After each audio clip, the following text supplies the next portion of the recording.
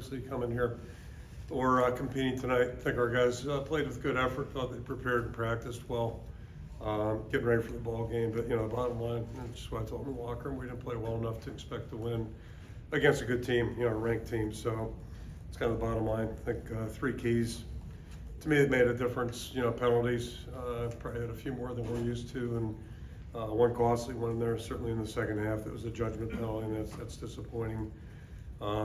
Turnover takeaway margin, we came up short in that, and that's not a good thing for any football team, certainly not us. And same thing with third down conversions. And I think probably the biggest differentiating thing there, I point out, we were clean in the first half, turnover-wise, and then had the one pick. Came at a bad time. There was never a good time, but we had the ball out at midfield. And then the penalties, or excuse me, the third down situation, I've got it written down here, 5 out of 6 first half, and that was a point of emphasis. And then, 4 out of 5 first half, and then ended up, 6 of 13 overall, which, you do the math on that one. It's 1 and 8 second half. And I think where it's pertinent, these guys are a highly ranked team penalty-wise, or highly ranked team turnover and takeaway margin. They've done a really good job on third down conversions and third down defense. So in the first half, I think we did a good job of minimizing those, yardages, if you will, and were able to stay on the field a little bit better. And then, obviously it didn't happen in the second half, so it became a big deal as well. So it's disappointing. In the final minutes, we just didn't have what it took to get it done, so that's disappointing. Give credit to Missouri. They played a really good football game. They're a good team, and we give them credit. And, 2 things in the locker room basically is just told the team appreciate their effort, and, we just didn't play well enough to win. And then most importantly probably is just thanking our seniors. We had a great group of 20-plus seniors. Done a great job for us during their entire careers. Some have been 5 or 6 years, others 1 or 2, guys that transferred in. So each and every one did a great job, exemplifying what it is to be a good student athlete, good college football player. And so really appreciate their efforts. Obviously, wish them the best, and we'll do all we can to help them as they move forward. But a lot of good things this season, a lot of really positives, and this one's going to stink for a little bit. I'll throw it out for questions. 1, 2, 3, 5. Kirk, looking at the last drive, started with the sack, obviously. Yep. You don't want that to happen. So can you kind of walk through why you guys, it went interception, 3 and out, 3 and out, 4 and out to finish the game. Just how did the offense sort of fall apart a little bit, I guess, so to speak? And then also, it seemed like you were really mad at some of the officials toward the very, very end. Look on the board on the 4th and 1, looked like one of their guys had his hand in the neutral zone.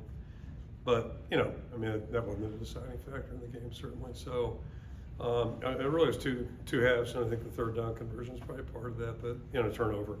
But, we missed an opportunity there on the turnover. We got the ball at midfield and give it back to them in good position. One thing I left out, their field goal kicker has been really consistent, 25 and in. He hasn't been so consistent ball outside the 30, and he nailed 2 of them today, so we give him credit as well. But yeah, that was kind of a tale of 2 halves. We had some rhythm and did some good things in the first half, and second half we had a hard time getting that done, especially in the critical downs. Number 2. Coach, you had a 4th and 2 at the +40 in the first half. Yep. I'm assuming you'd probably say Drew Stevens is one of your better players. How much do you consider, I know it's a long field goal. Sure. But with a 3-point difference, do you regret not sending him out there or keeping the offense on the field in 4th and 2?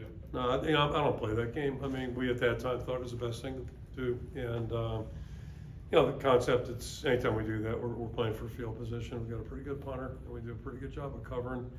So, trying to get that field position, and then, that only works if you get a stop down in that end. Hopefully you get the ball back in good field position. So, yeah, thought about it a little bit, but thought that was a better play at that time of the game. 3, 4, yeah. Okay. Coach, Brendan Sullivan started the game, I think 6 of 6, had that touchdown, and then obviously things went sideways in the second half. I guess how would you evaluate his performance overall? He probably said it right there in a nutshell. I thought he played really well in the first half, and we had a rhythm, he had a rhythm. And I don't mean this in a critical way.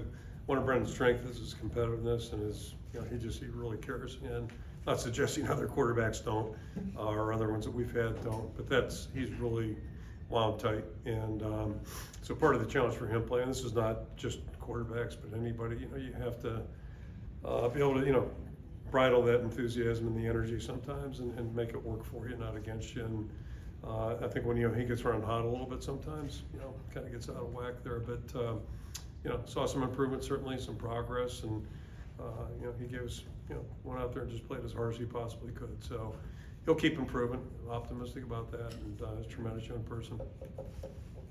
With the late hit penalty there on Schulte, kind of what were your thoughts on that one? On the sideline you're talking about? Yeah. Yeah, okay. Yeah, I mean, it's probably gonna get called. I wasn't there, I wasn't standing there, but it's just, you have to use good judgment. You just got to use good judgment and don't want to give the officials a chance to make a call like that. And anytime you're on the boundary, you got to be really careful, I think. So, it just is what it is, and that's uncharacteristic, certainly, of Quinn. He's been an outstanding player for us. Thoughts on Kamari and Jazz and the way they stepped in the run game? Yeah, I apologize too. I forgot TJ yesterday. Yeah. But yeah, the three of those guys have all been really good. Obviously, TJ's been working receiver, but he's a guy we think can do both. So I thought all three of them really did a nice job. It doesn't seem like it's too big for them at all, and I think they were eager to get a chance to go out there and play. And they're different. All three of them are different type players, but they're all really good football players, and they're really outstanding young guys. I mean, they're fun to be around and fun to see at practice and all that type of thing. So yeah, just happy with the way they stepped in there. And Tyler Ellsbury wasn't perfect, but he stepped in with Logan being out and did a lot of good things too. So that's part of football, and yeah, really proud of those guys especially. Yeah, tough. It seemed like a tough day for the secondary from our perspective. Yeah. Because we're kind of reminiscent of the Michigan State game maybe a little bit. Yeah. Not the same, but similar. Yeah.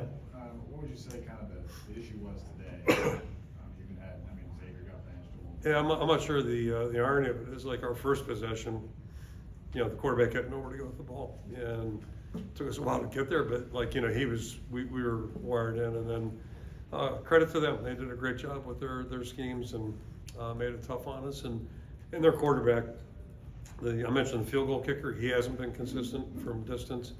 Their quarterbacks played really well, for 2 years now, and it's no accident they've won whatever they've won now, 21 games I think in 2 years. So a lot of that starts with that quarterback play. He played really well, and then the receivers did a good job too. They maybe a drop or two in there, but they were tough to cover. Last question. Uncharacteristic to be talking about, 10-point lead blown here, 10-point lead blown. I think it's 10 against UCLA and 13 against Iowa State. Mhm. What was it about this year where that seemed to be a shortcoming for you guys? Yeah, I think each of them are a different discussion probably. Maybe the most similar would be the last two. Just, some of the things we talked about offensively, first half versus second half, I think popped up in both those, at least from my vantage point. Sometimes that's going to happen.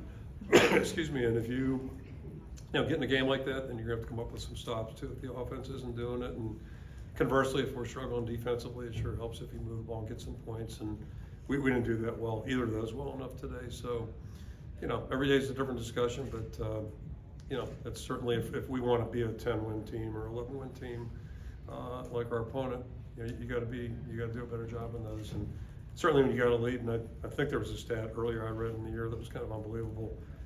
When we had even a 7-point lead, I think it was, our record's pretty damn good, but we kind of squelch that one, unfortunately. So we'll go back to work, but no, just again, really proud of our guys. Okay, thank you. Thanks, Thanks. Kirk.